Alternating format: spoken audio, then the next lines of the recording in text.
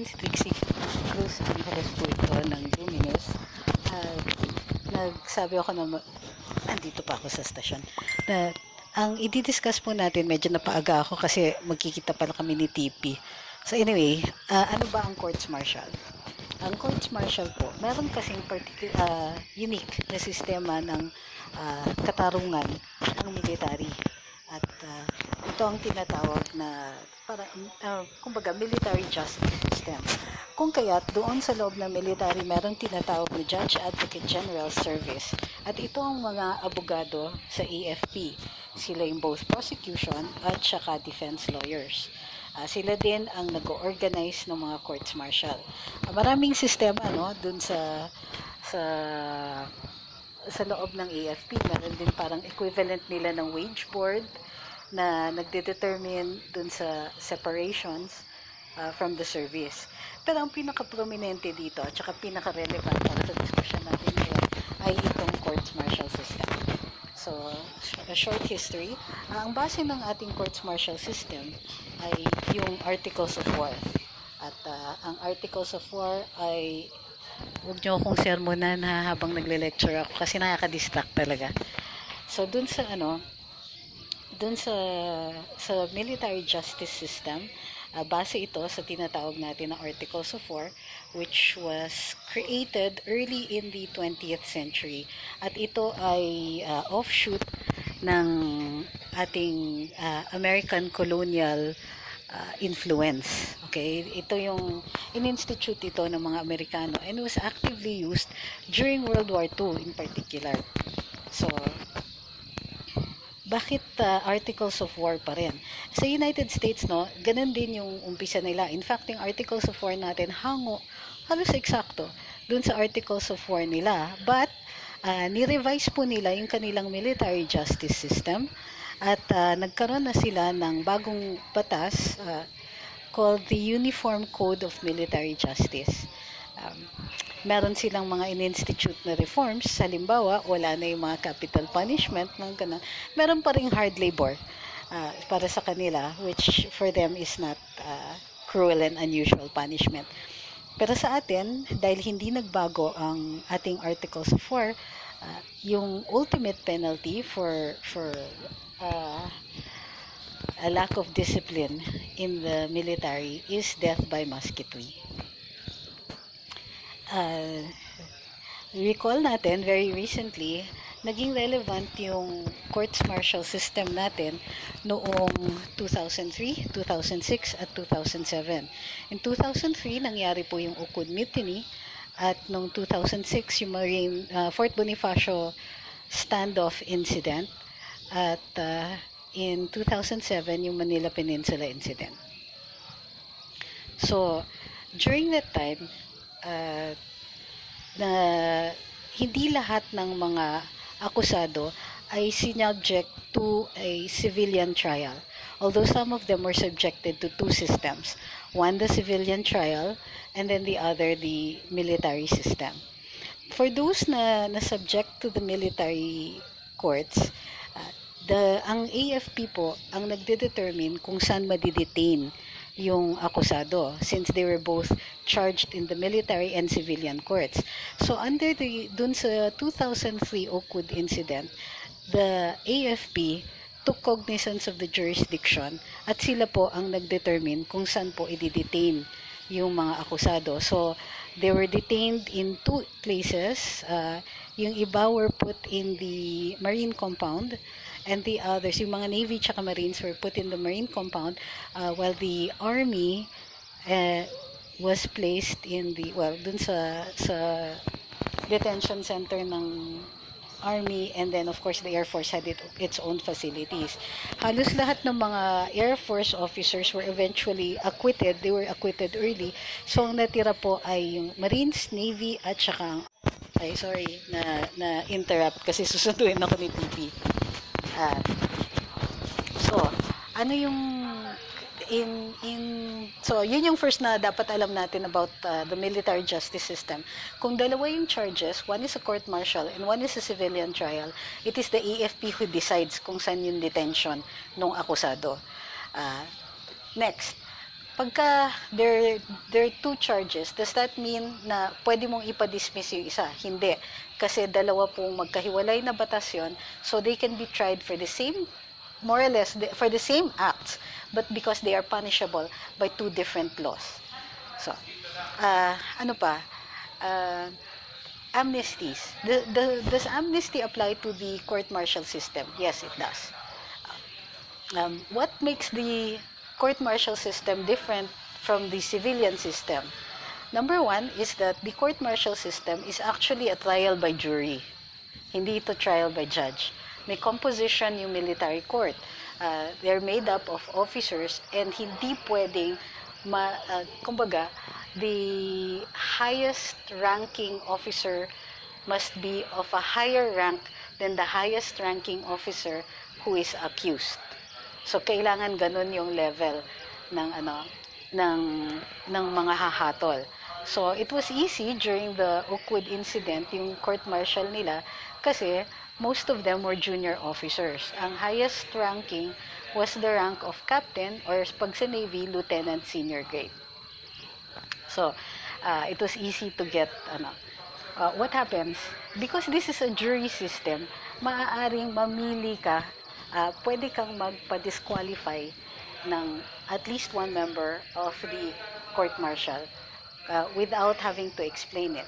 And then, there's no limit to the number of members of the court-martial that you can disqualify for cause. Okay? Okay, so, yun lang these things that you have to remember. The court-martial system is actually a trial by jury. Hindi siya trial by solely by a judge, katulad nung sa ating, dun sa ating civilian courts. Okay? Ano pa? So, bakit relevant yung court-martial dito kay Senator Trillanes? We'll just stick to the court-martial, hindi natin di-discussing sa civilian courts. Dun sa court-martial kasi, nag-acquire ng jurisdiction ito as soon as na-arraign si Senator Trillanes in the court-martial. Kahit na-separate na siya from the service when he became a senator, the court-martial could, at its own option, retain jurisdiction over it. Well-established po ang batas dito, well-established po yung jurisprudence dito kasi maliwanag na jurisdiction once acquired cannot be lost. So, nung na-arraign na si Senator Trillanes in 2004 or 2005, 2003 nangyari yung sa Oakwood then the military tribunal already had jurisdiction over him kahit na naging senador na siya. Ngayon, ang sinasabi nila is merong certificate of clearance ang military ang DND doon kay Senator Trillanes when he ran for senator. A certificate of clearance does not deprive the military tribunal. It's possible that as far as Senator Trillanes is concerned, the military tribunal merely suspended its proceedings. Or even assuming that the military tribunal dismissed the charges against him, it is still possible to continue it kasi once i-recall si Senator Trillanes to active duty, then the courts-martial can be reconvened. Remember, they already acquired jurisdiction over Senator Trillanes. Also, assuming that there really was a clearance and a dismissal, and if the clearance and the dismissal was based on a fraud or mistake, then the courts-martial can take cognizance of that fraud or mistake and reopen the proceedings against the accused. So, yun yung sinasabi ko, it is possible. What we're saying here is that it is possible. We are not saying na ganito yung actually mangyayari. Pero ito yung sistema, ito po yung batas tungkol dyan. So, kakaiba kasi yung sistema dito sa military natin. But it's very, very interesting for us to understand. Also, why is this relevant? Kasi kay Senator Trillanes, it's very easy because many lawyers, bihasa naman po sila dun sa civilian courts. But very few lawyers have experience in the court-martial system. Naka-encode naman po, pero hindi mo mahahanap, for instance, dati online, kung ano yung, wag niyo akong tanungin muna dun sa mga express admission na yan, ha? Kasi sinagot na natin yan dun sa dati nating live, So, bakit yung military courts dito magiging significant? Kasi it's easy to predict dun sa civilian courts, maraming bihasa dyan. Pero sa court martial system, hindi. Even the manual on courts martial, at the time that we were practicing it, is not even available online. So, very, very specific ang knowledge dito. Ang knowledge na requirement dito. You need the handbook on handbook on courts martial para makapag-practice ka in the military courts. Ngayon, yung system of evidence applies the civilian system of evidence suppletorily kasi hindi siya completely provided for in the code, in the manual on courts martial. Now, what does this mean? Some provisions in the rules of court will apply suppletorily to the manual on courts martial. But in the end, whatever the findings are of the military court will be subject to the final approval of the president. And the president does not need to abide by the recommendation of the court martial, which means that the president can revise, can overturn, can even impose a heavier penalty or a lighter penalty. In the end, the discretion of the president as commander-in-chief of the military will be absolute over the accused in the courts martial. Kaya po, nung time na nag-a-apply ng amnesty yung mga akusado dito sa Ukod and other incidents involving the military, tatlo yung options nila. Continue with trial and get an acquittal, continue with trial and put your fate in the hands of the president, or apply for amnesty. So, yun yung naging ano. That is why, yung amnesty po, nilagyan po ng time limit yan to apply for it. So, yung time limit na yon was, the offer of amnesty was made sometime in October 2010, and January 22, more or less, was the deadline for the filing of your application. And if I'm not mistaken, Senator Trillanes filed his application on the last day. So, yeah. We're not going to make any judgments on Senator Trillanes or his case, particularly kasi nga there are two courts that are relevant here, the court martial and Region RTC branch number 148 of Makati. So, yung mga tanong ninyo, go really quickly kasi dadating na si Pipi. Sabi ni, ano yung mga tinatanong nyo? Do they still need to declare na itutuloy ang courts martial and get a warrant? Alam nyo, sa courts martial po, walang warrant. You don't need a warrant. In fact, pwedeng hindi pa nakukonvene yung General Court Martial. And remember yung numbers yan. Dun sa Ukod Mutiny, ito Special General Court Martial number 1 on the Ukod Mutiny. All it has to take is an order from the Chief of Staff. So the Chief of Staff just needs to issue an order for the arrest and then to convene Special General Court Martial number 1. So the order has to be to bring a certain person to the custody of the AFP for the convening of Special General Court Martial number 1. Ano pa?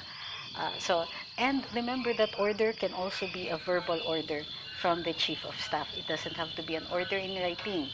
So, and remember, the order of the Chief of Staff is binding on a person upon whose the General Court Martial has already acquired jurisdiction. If I was playing safe and I was the Chief of Staff, what I would do is reconvene Special General Court Martial number 1 and then issue the order to arrest the person that they would like to continue with trial. So in this case, if it is Senator Trillanes, the safest thing for the Chief of Staff to do is to reconvene Special General Court Martial number 1, assign the people who are going to sit in there, assign the law member, assign already the prosecutors and the special defense counsels because they're entitled to that, and then issue the order for the arrest. Don't wait for the court martial to order the arrest.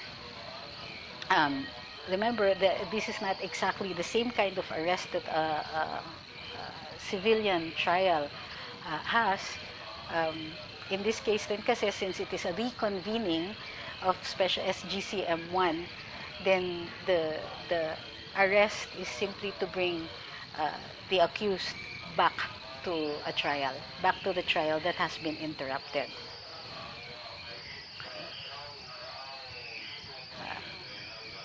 Yung mga things like uh, concurrence of the Senate, concurrence of the House, etc., are hinged on the validity of Proclamation 572, which will become an issue in the court. But since the military system does not presume to interpret the proclamation, it will simply assume, because it's under the executive, dun sa military system, all it has to do is assume that which is a presumption anyway, is to work on the presumption that the Proclamation 572 is valid. Anong ibig sabihin nun? Sa military system, hindi nila i-question yung proclamation ng Pangulo.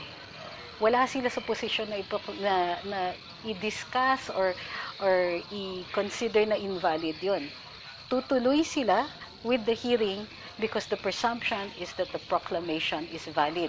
It is now up to Senator Trillanes to question the validity of the proclamation insofar as his court-martial is concerned. Okay, recap kasi dadating na si TP. Number 1, the court-martial is a trial by jury. Number 2, the jurisdiction acquired by Special General Court-Martial Number 1 was already acquired back when Senator Trillanes was still Lieutenant Senior Grade. It is not lost even when he is separated from the service. Number 3, for purposes of clearing the matter, the President can reactivate or recall to active duty Senator Trillanes and revert him back to Lieutenant Senior Grade. Number 4, as far as the court-martial is concerned, Proclamation 572 is valid. It is not their position to determine whether or not its validity or constitutionality. If Senator Trillanes believes that the proclamation is invalid insofar as his court-martial is concerned, he will have to question that with a court or with a court. That can be in the RTC or in the Supreme Court later on. But in the meantime, since the court-martial and the AFP will be working on the presumption of validity of Proclamation 572, they can proceed with his arrest and proceed with the court-martial. Okay? Mamayang hapon na tayo mag-discuss ng mga sagot kasi baka mag-live kami sabay ni TP later on tungkol dito sa court-martial. Hindi ko po nakikita lahat ng ano. So, ulitin ko ha, iba po yung court-martial, iba po yung regional trial court. Dun sa mga nagsasabi, ito may tampo ako sa inyo yung mga nagsasabi, ang galing ni Calida, ang galing ni Panelo. They have not discussed the court-martial. Hindi ito yung pinag-uusapan nila. In fact, the court-martial was brought up by the AFP, not by Panelo or not by Calida. So, yung strategy insofar as the courts-martial are concerned, bigyan nyo naman ng credit yung AFP. Hindi po with as much respect as I have for Sojem Calida and Attorney Salvador Panelo, the expertise lies with the AFP. Sila po yung may alam dito sa courts-martial. Those who have practiced in courts-martial, and iilan lang kami talaga na uma-appeal dito, alam namin ito. So, huwag nyo naman ibigay sa iba yung expertise na ginamit ng AFP para maiarangkada yung ganitong strategiya. Give credit where credit is due. Okay? Yun lang po. I have to go kasi papatayin ako ni TP, late na kami. We will see this afternoon. Magla-live uli kami. And this time baka maharbat natin si TP. I will see you later. Thank you very much for those who haven't followed sa Luminous, mag-click na kayo ng follow and please share this live. Thank you.